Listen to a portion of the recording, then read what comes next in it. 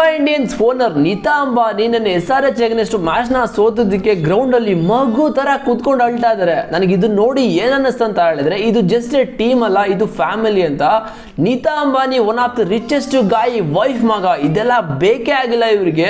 ಆದ್ರೂ ಕೂಡ every game ಈ ಒಂದು ಮುಂಬೈ ಇಂಡಿಯನ್ಸ್ ಆಟನ ನೋಡಕ್ ಬರ್ತಾರೆ, ಪ್ಲೇಯರ್ಸ್ಗೆ ಸಪೋರ್ಟ್ ಮಾಡ್ತಾರೆ. ಮುಂಬೈ ಇಂಡಿಯನ್ಸ್ ಸೋಲಿ ಗೆಲ್ಲಿ, ಪ್ಲೇಯರ್ ಪರ್ಫಾರ್ಮ್ ಮಾಡ್ಲಿ ಬಿಡ್ಲಿ, ಡ್ರೆಸ್ಸಿಂಗ್ ರೂಮ್ಗೆ ಹೋಗ್ತಾರೆ, ಅವ್ರಿಗೆ ಮೋಟಿವೇಟ್ ಮಾಡ್ತಾರೆ, ಎಲ್ಲ ಪ್ಲೇಯರ್ಸ್ನು ಬ್ಯಾಕ್ ಮಾಡ್ತಾರೆ.